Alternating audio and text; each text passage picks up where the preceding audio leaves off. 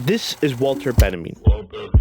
He was a Marxist philosopher. He must be a communist. Art critic, and author of the 1932 essay, The Work of Art in the Age of Mechanical Reproduction. Reproduction of works of art can be used by anybody for their own purposes. Benjamin's essay is an analysis of the changes in the way we think of art in the context of rapidly innovating conditions of production. After the popularization of technologies such as the camera or the printing press, Benjamin posed a question about how the move towards an aesthetics of mass production changes the attitudes towards art. This is fundamentally a Marxist analysis, examining the way the conditions of production, or its economic base, determine the superstructure of cultural or ideological attitudes. And this begs the question, what would Benjamin's Marxist analysis say about art in our age of digital production? I'm not Stanley Kubrick. Here's what I mean.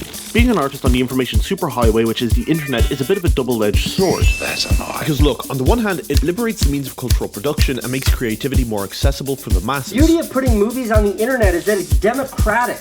You can just click subscribe right there. But on the other, it comes with a very particular set of demands. More content, more videos, faster, quicker, daily. More content means more advertising potential for the big guys who run these platforms. We run ads. Which gives you a greater chance of being looked upon favourably by the omnipotent digital deity of fortune we call the algorithm.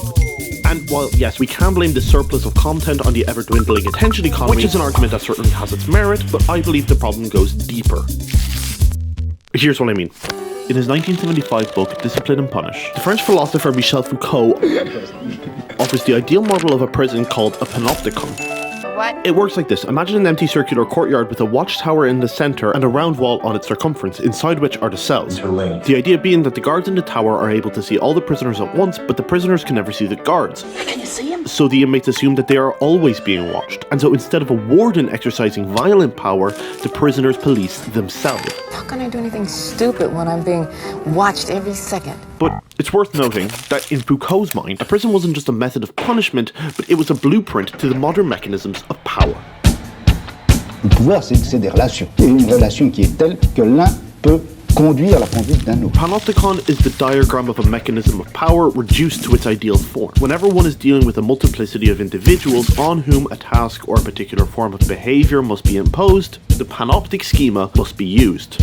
For Foucault, modern power is no longer restricted to the reign of a monarch or military force, but it has now taken the form of coercion, the transformation of an individual's behavior. This is why prisons were of interest to Foucault, as they were clear examples of the way power forms behavior to align with what the institution wanted. Quand on regarde ce qu'est le pouvoir, c'est l'exercice de quelque chose qu'on peut appeler le gouvernement, au sens très large. Et quand je dis gouverner quelqu'un, c'est simplement au sens où l'on peut déterminer sa conduite en fonction de stratégies, en utilisant un certain nombre de tactiques. Donc, si vous voulez, c'est la gouvernementalité, au sens large, entendu donc comme ensemble des relations de pouvoir et techniques qui permettent à ces relations de pouvoir de s'exercer. Panopticon is a great example of this technique. It works as a technology of power. Its technique is its architecture, the physical design of the prison through which the inmates are transformed. I was cured, all right. And what makes the Panopticon such a potent exercising of power is in the coercive effects of surveillance. In order to be exercised, power has to be given the instrument of permanent, omnipresent surveillance, capable of making all visible, as long as it could itself remain invisible. It had to be like a faceless gaze that transformed the whole social body into a field of perception. Ce fonctionnement d'une technologie du pouvoir que je voudrais étudier. This is why Foucault calls the Panopticon power reduced to its ideal form, because it is not just the layout of a prison, but it's a new way of thinking of power, a form of power which abandons the violence of the pre-modern world into one in which violence is never necessary, because the subjects police themselves when under the control of technology. Big Brother is watching you. Now, all this talk of power and prison may seem arbitrary to the topic of social media and content creation, but again, the Panopticon is not restricted to being used in criminal punishment. It's a method of power which employs design and technology as instruments which facilitate behavioral modification. And with this in mind, it's not hard to see panoptic philosophy in the architecture of the algorithm. Nobody knows anything except the algorithm. Fuck the algorithm! The algorithm is the content creators, what the Panopticon is the prisoners. An omnipresent watcher, which is just as alien as it is ubiquitous, obsessively consuming every shred of data it can get its hands on. And while, yes, this algorithmic surveillance takes place to generate the most profitable digital advertising space, Foucault reminds us that surveillance is always a powerful agent of coercion. We think that we're the product But they understand that we are not the product, we are simply the free source of raw material. There is no denying that for artists sharing their work with the world, social media is an unprecedented medium. But the technology which has allowed for that is also a technology of power. Just as the panopticon transcends its physicality to embed itself within the mind of the prisoner, so too the algorithm functions as a self-policing mechanism to transform the artist to fall in line with its desired behavior. This is what I call a global means of behavioral modification. And this begs the question, what is the behavior the algorithm wants to see artists perform? Well, that's easy. It's capitalism. This great digital architecture that we've built in order to be an emancipatory and life-giving process for us has now become commandeered by surveillance capitalism as a means to modify our behavior toward its commercial ends. We live in a world of commodification, wherein our pursuits and passions function primarily via their profitability. In his seminal work, Capitalist Realism, the late Mark Fisher describes this zeitgeist of the 21st century as one which bases itself in a radical version of free market capitalism.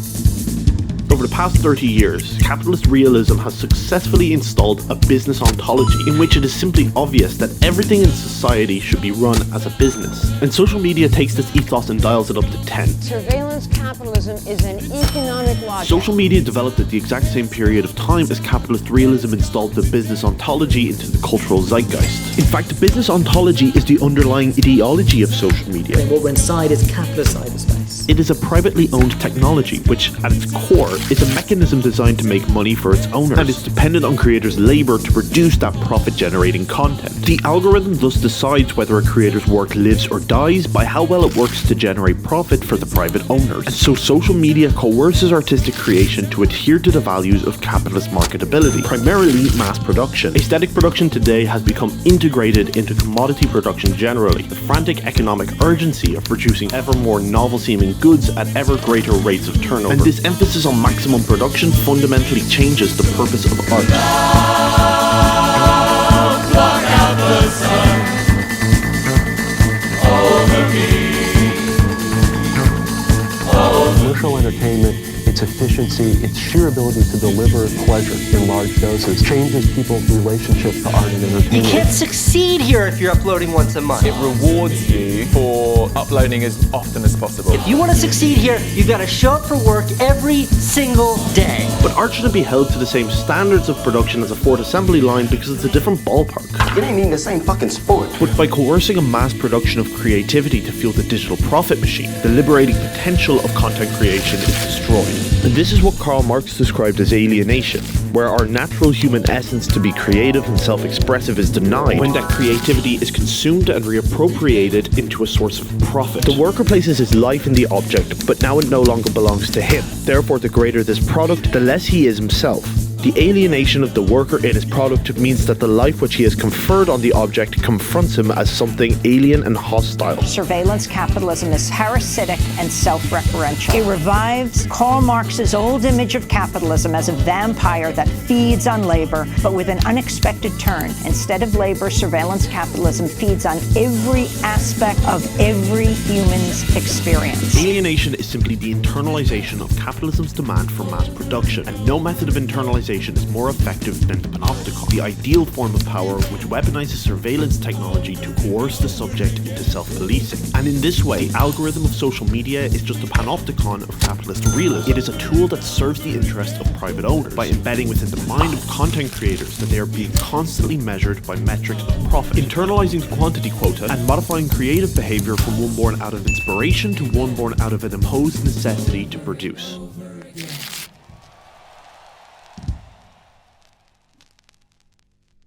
Mi sembrava di avere le idee così chiare. Volevo fare un film onesto, senza bugie di nessun genere. Okay, this video is getting a little long, so let's bring this back to Walter Benjamin and what he said about the changes in art production technology over 100 years ago. as we walked along the flat block marina. Benjamin lived in a time similar to ours, in an age where rapid changes in production technology promised a new access for the masses to the world of art. But he was pessimistic that a liberated production technology would necessarily bring about a liberated art world. In fact, he predicted it would produce the opposite. Benjamin warned that these new means of art production were vulnerable to being used by a political power, that an authority can use it to appear as a liberatory utopia for the masses, and use that facade of populism to distract from its establishing of new tactics and technologies of power. For Benjamin, this meant fascism. The same fascism which he would take his life in order to try to escape. Now, I understand it may be difficult to see how culture and art has any connection to fascism at all. But Benjamin's interpretation highlights a different dimension of fascism than that which we would typically realize. Fascism attempts to organize the masses without touching the property relations that those masses are so urgently trying to abolish. Fascism seeks to give them a voice while retaining that structure of ownership unaltered. And that element of fascism is not entirely different to what we have today, where this new medium of content creation advertised itself as a new access to creative production, Charlie!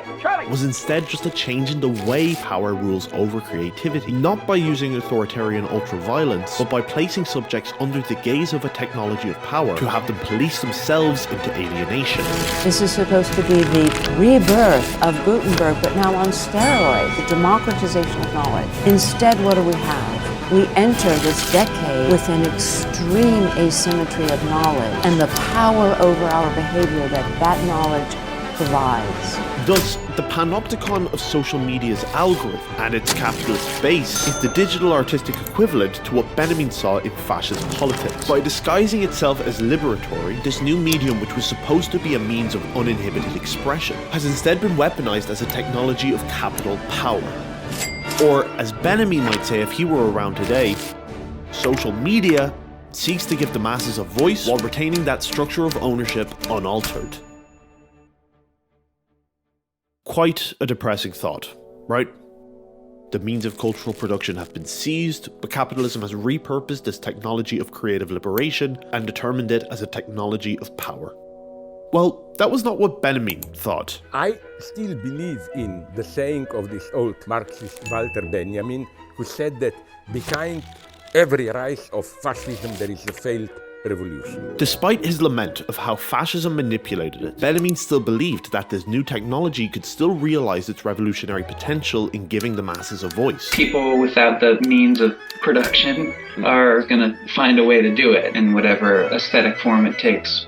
To understand this, we have to return to Karl Marx, who outlined in his manifesto that capitalism's nature of creating contradicting economic forces inevitably planted the seeds of its own demise. The development of modern industry cuts from under its feet the very foundation on which the bourgeoisie produces products. What the bourgeoisie produces above all is its own gravediggers. He's a scoundrel. What Marx is saying here is that these conditions of mass production inevitably resulted in the alienation of workers. I'll abhor it in my imagination, my gorge rises. Which would naturally lead them to revolt against this alienating authority. Fascism, capitalism. And this is why he wrote so emphatically of fascism. Because for Benjamin, fascism is not only a mask of a liberated voice, but a mask that hides the economic base of capitalism. The Frankfurt School treats fascism as the necessary totalitarian development of capitalist society. In other words, fascism is what Benjamin referred to as an aestheticization of politics. As queer as a clockwork orange.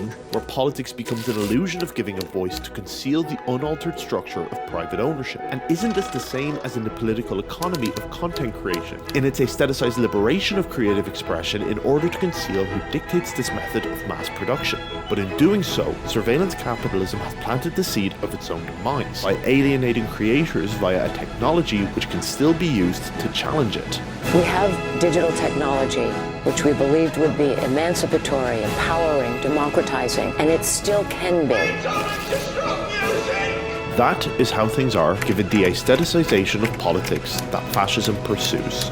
Communism's reply is to politicize art. And maybe, in voicing their alienation, creators can take back the expressive purpose of art. I was cured, all right. I'm singing in the rain, just singing in the rain. What a glorious feeling, I'm happy again. I'm laughing at clouds so dark up above. The sun's in my heart and I'm ready for love. Let the stormy clouds chase everyone